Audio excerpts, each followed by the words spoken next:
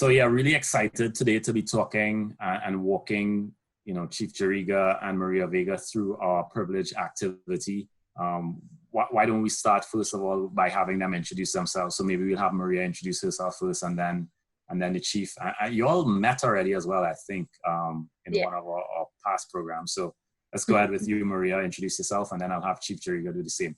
My name is Maria Vega. I'm a student-athlete at St. Thomas University. I'm pursuing my master's in ethical leadership, and yeah, happy to be here. Hi there. I'm Larry Juriga. I'm the police chief with the city of North Miami. Maria, great to see you as well. It's an honor to work with RISE and to focus on this topic of privilege. As you mentioned, Maria and I had worked together with the groups before the Super Bowl, and then we were also on a panel together as the Super Bowl approached. So it's great to be back with you guys. All right, let's dive in then. The activity is one where you are experiencing something like a privilege walk in a digital or a virtual sense. You're going to see various prompts, and what you need to do is say whether that prompt is true for you, that statement is true for you, or whether that statement is false for you. As you do that, you'll see a little privilege meter at the bottom, either advance or go back. So it'll kind of tell you how your privilege progresses or decreases as you answer true or false. And at the end, we'll have a sense of, cumulatively where your privilege is, and we'll have a discussion about where you end up. So I'll ask you to pull that up now. Make sure you've seen it in front of you.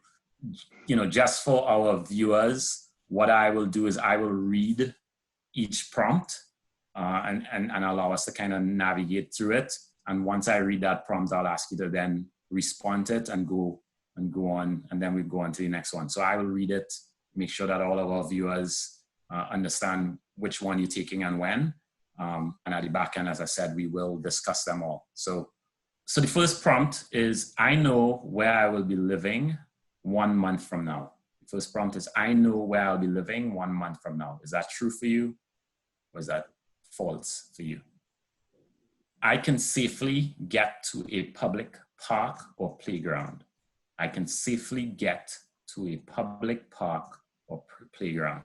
Is that true, or is that false? I have never worried about going hungry or having access to a healthy meal. Is that true for you, or is that false for you?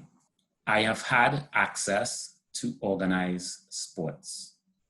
Is that true for you? Is that false for you? I have had access to organized sports. The people I study or studied in history class look like me. The people I study or studied in history class look like me. Yeah. My parent or guardian has a college degree. Is that true for you, or is that false? I feel confident in my future plans to launch or advance my career. I feel confident in my future plans to launch or advance my career. I have never been afraid of violence because of my race or ethnicity. I have never been afraid of violence because of my race or ethnicity. I have never been afraid of violence because of my gender or sexual orientation. I have never been afraid of violence because of my gender or sexual orientation. This one is similar. I have never been afraid of violence because of my religion. Never been afraid of violence because of my religion. I have never been threatened with violence because of my race or ethnicity.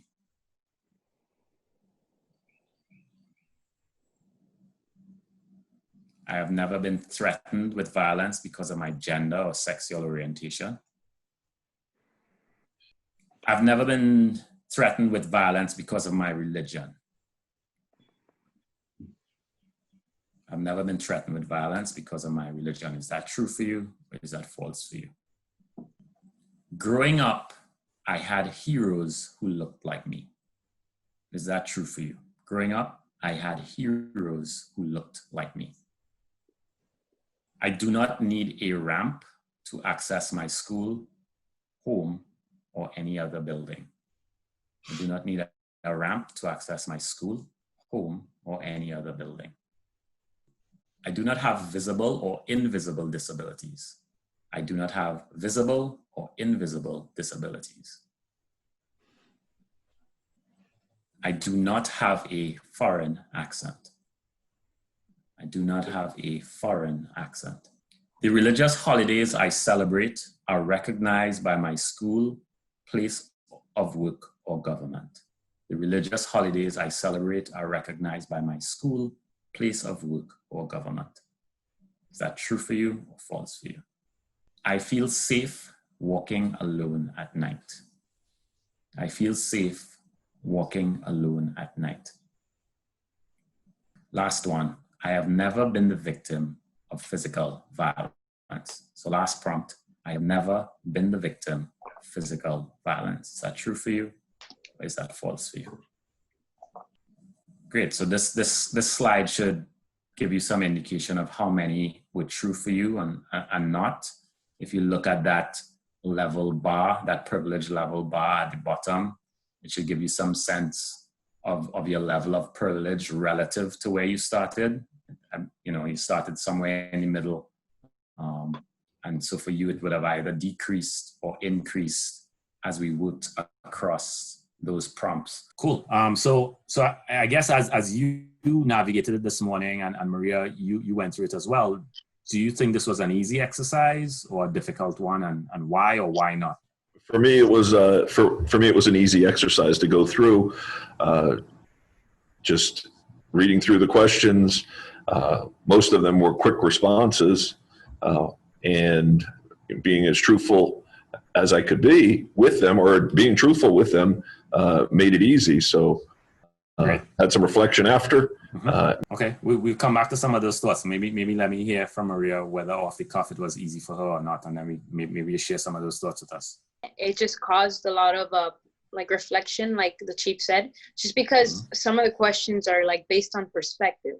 You know, the way someone views the question can be swayed one way or swayed another way. The way one person views privilege can be different for another person. So it was a little difficult, but it was, like you said, just caused a lot of reflection.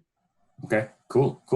Maybe Chief, you share some of those you went back to, maybe some of your thoughts, and then I'd love to unpack a little bit, Maria, what you were talking about, you know, different perspectives on privilege. Well, the first one that jumped out at me as I was going through it was the hungry portion, where it was asking if I believe if you're hungry or you're concerned about being hungry, something to that effect. And just with what we're dealing with right now in our world, in our country, in our communities, I'm seeing it every day, how many people are going each day wondering, hey, is there going to be a food distribution? Or are we going to have our meals provided to us by generous people? Or is the government going to assist us with meals? And help me realize how many people are truly in need of meals day to day, where me being blessed, being fortunate, being privileged, I've never had that concern. Whether it was as a child, whether it's growing up as an adult, whether even in college, like Maria is now, you know, you have the meal plan there. You have, as a student athlete, they're providing you with meals. But I'm recognizing now how many people truly have that concern, and not just now because of the pandemic, but throughout their lives, they've been worrying about whether or not they're going to get meals as children, whether they're going to be able to feed their children. So that was the first one that jumped out at me. Yeah, I'm glad you raised that, Chief, because I know even for me, you know, I've certainly realized through this context that I'm a lot more privileged than I previously thought. Your thoughts, Maria? Yeah, I think what you said, Chief, is spot on. Sometimes we take things for granted and we don't see the bigger picture in the sense of what's going on. Like, we are extremely privileged in certain areas. Like, there was the question that said about the barriers, or if you have like a handicap, like if it's mental or like physical. And I think sometimes we can see them as one way or another, you know, like some people may feel that they're privileged to get an injury. For example, like I messed up my knee. I had 2 knee surgeries, and a lot when I was going through that, I can say that I was like, why did this happen? But now reflecting on it, I feel like it was a privilege for me to go through that, because now I can better serve other people. I can understand a different perspective, and I can just learn more about myself and just about other people as well. So I think it's a little bit of both, you know, about like learning different perspectives of other people, so you can learn how you are on the privilege meter and how you can better serve other people as well. Because it's like the chief said, some people literally don't know where their next meals are coming from right now. And we're here complaining about, oh my God, I don't want to be at home. Like, it's no, like, you have home, you know. Some people are struggling, but you have to put things into perspective and look at the bigger picture. I know sometimes privilege can be a contentious word. So I guess, what's your definition of privilege? Both of you have used it too, and both of you have said that you've been privileged in different ways. How do you define privilege? What's a good working definition you think that people should understand? Not necessarily a definition, but my explanation of privilege. Sure.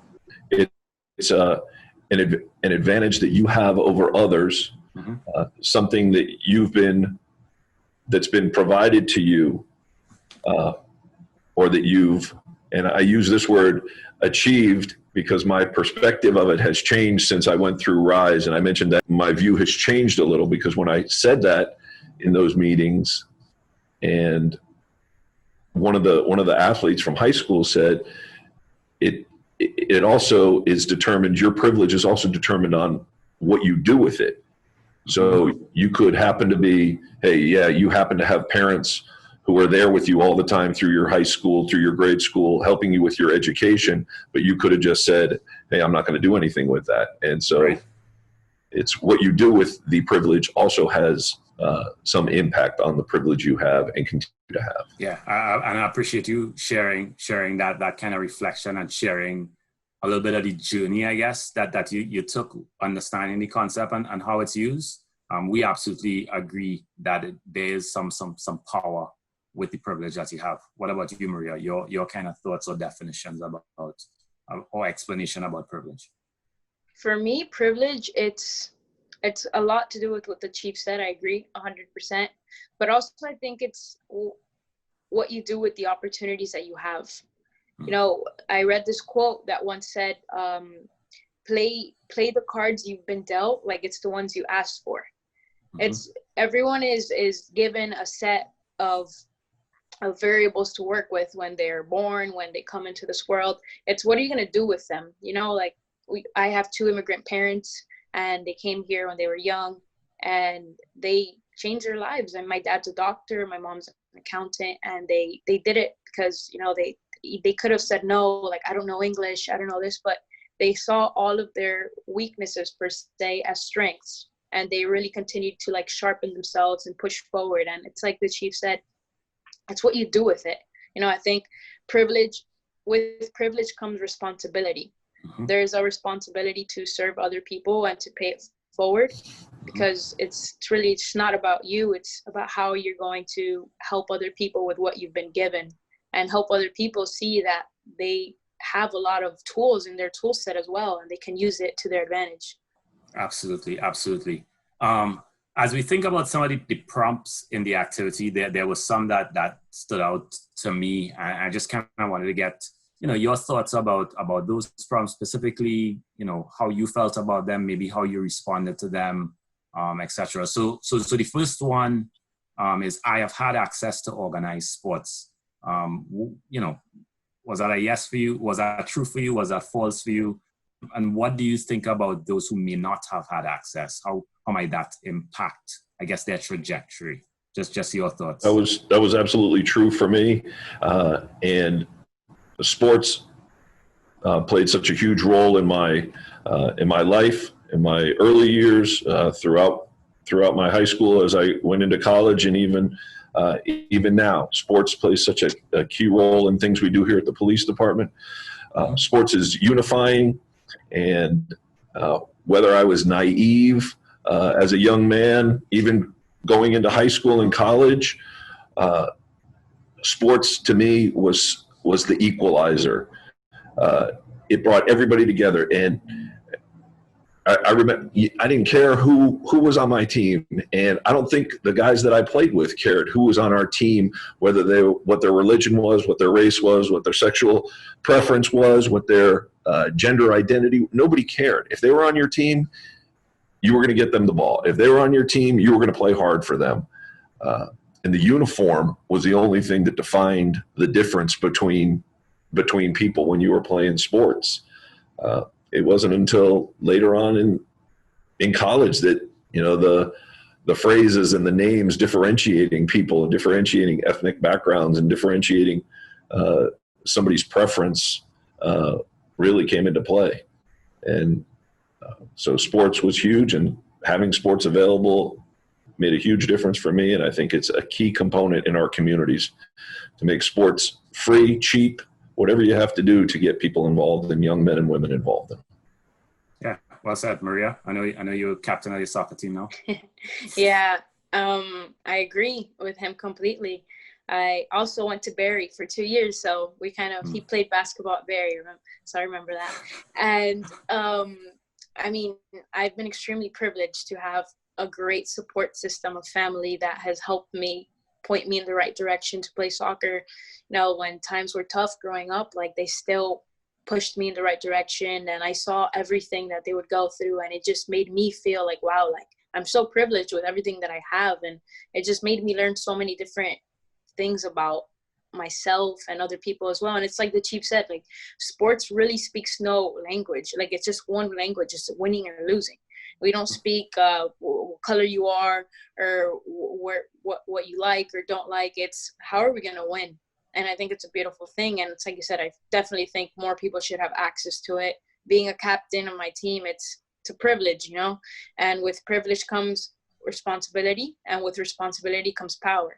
So all those things are intertwined. And, you know, this season being hurt, I was hurt, so I was sidelined.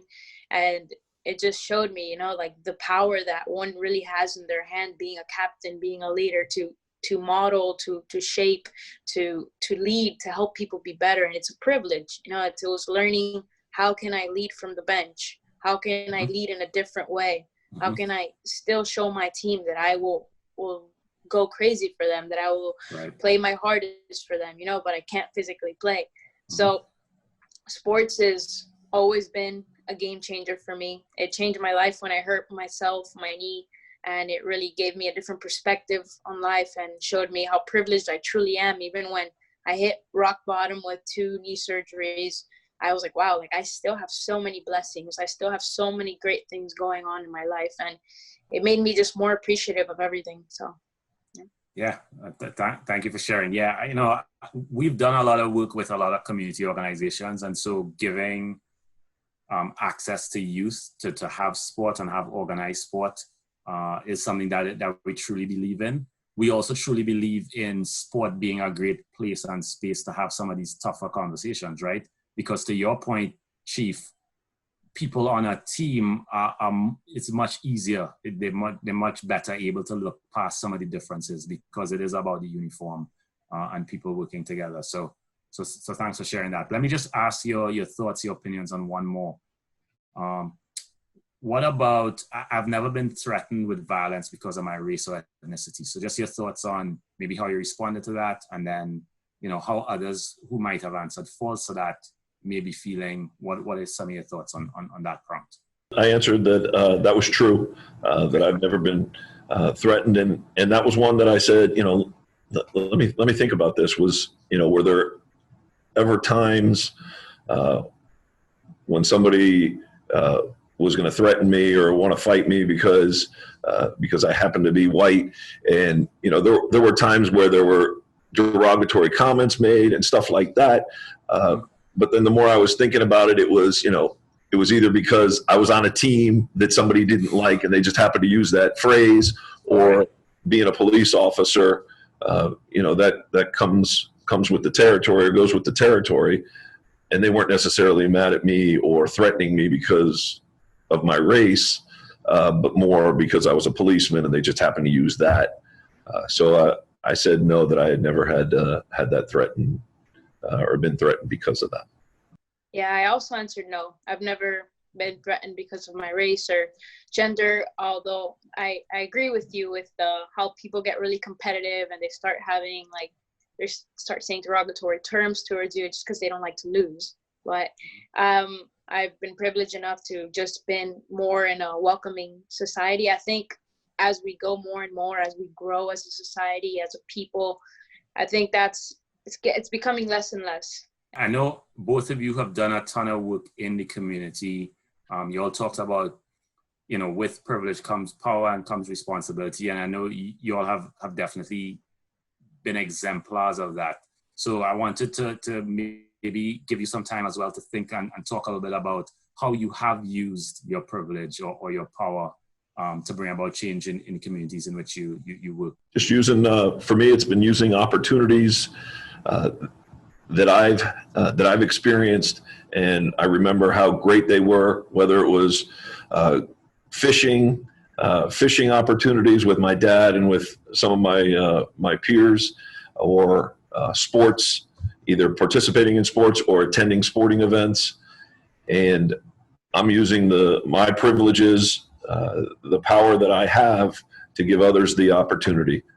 Some of the young men and women in our community here in North Miami, either through the PAL program or through Football Unites with the Miami Dolphins, giving them the opportunity to go to football games. And I use one example that I'm still amazed by when we took a trip to Orlando to go to Disney World. For me, going to Disney World was an every year and sometimes a couple times a year type of thing growing up. And that's what I did with my children as well. And to see the faces when some of our police athletic league children were able to go for the first time, the fact that you were able to get on a Greyhound type bus and travel up there to go through those gates and for the first time see their faces. I mean, it was like going to paradise. When they went to the back and they were amazed that there was a bathroom on the bus. That was for me one of the eye-opening experiences for me, that they talked about that almost as much as they talked about seeing Mickey Mouse. The fact that this bus that they rode on had a bathroom. And it just shows the privileges that I've had, the opportunities I've had, the advantages that I've had in my life that these young men and women may not have experienced. But I want to do everything I can to give them every opportunity, every advantage, every experience. Thanks a lot for sharing, Chief. I think that's a powerful story for sure. Yeah, that was an awesome story. It's very moving. I guess for me, the power that I guess I have is being a captain. I am the president of student athletes at my school as well. And through that time, I've just realized that it's bigger than me. And it's really never about me. Everything that I go through, everything that happens to me, it's for a bigger purpose. And all of the purpose that I've accumulated, it's now my responsibility to share that and to help mold people and help them become better versions of themselves, and just keep pushing and keep putting people in the right direction. Because at the end of the day, I'll graduate, I'll move on, but the soccer will end someday, but the relationships, it's what matter. The relationships, and how did I help that person become better? Even if it's just a small thing, but did I comfort them? Did I allow them to be themselves? Did I give them a safe space? And with all the great things that St. Thomas has put me in, I've really embraced that. I have to lead by example and hold people accountable to it. And by holding people accountable to it, I just make them better. And just demanding more of people so that they can demand it of themselves. So when I'm no longer a part of their lives or I move on, they know that, hey, okay, I have to pay it forward too, because somebody did it for me. So just the last couple of questions now. Obviously, a lot of the work that we focus on in RISE is about race relations, racism. So just your thoughts on, people often get defensive when talking about privilege and more specifically white privilege. So just some of your thoughts about why persons might get defensive. Talking about the privilege, like I said at the beginning, if you're truthful about it, and the reality is the privileges are there. And if people find it difficult to talk about it, maybe they're not looking at it as something that's reality, because it is reality. And we have to recognize these different advantages that people have so that we can try and level the playing field for everyone and take the disadvantage the people who have the disadvantages and give them more opportunities and recognize there's a need for it. There's a need for us. If we keep saying, no, there's no need, there's no difference. Hey, I worked harder than you didn't work as hard. That's not true. You have to start things on a level playing field. And if we can get at least close to that, we can help everybody. I think people get threatened or they feel uncomfortable with talking about certain type of privileges just because people like staying in their comfort zones. People don't like having to think of themselves in other shoes because they're so comfortable in the shoes that they've worn their whole life. They're comfortable with the crown that they've accumulated, you know, the crown of privilege that they have. And to think about taking that crown off makes them uncomfortable.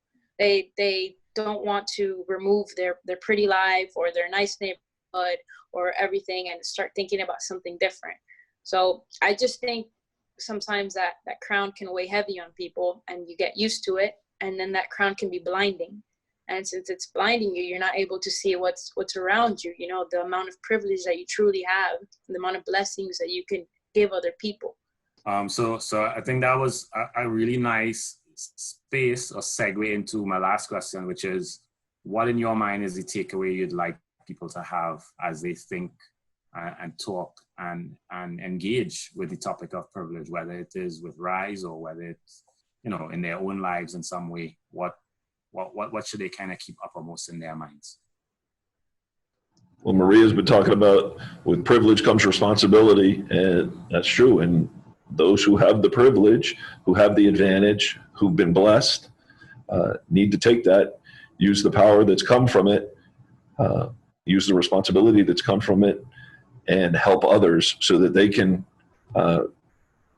move forward with the different privileges and give them the advantage, give them the step up, help them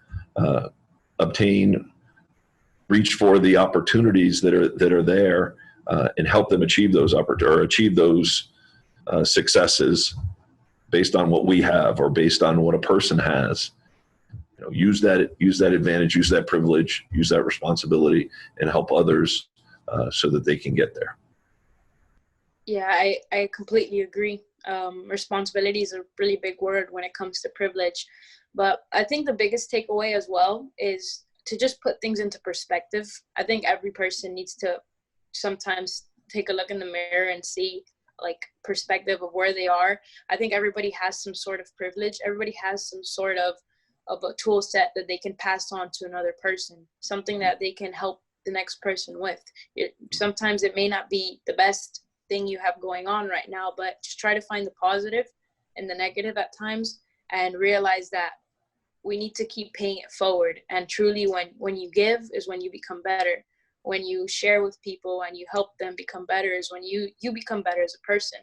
You become more of a leader, you become more of a giver, and you just create this sort of mentality that people need to be responsible for sharing the wealth. You know, don't hold on to it forever. You know, we have to keep passing it on and on and on. Yeah, thank you both. I mean, you know, both of you talked about perspective, both of you talked about power, you talked about responsibility. I think one of the key takeaways for me is in thinking about privilege is that privilege is absolutely relative. And that, you know, depends therefore on context, right? So happy to have this conversation. Thanks for joining us.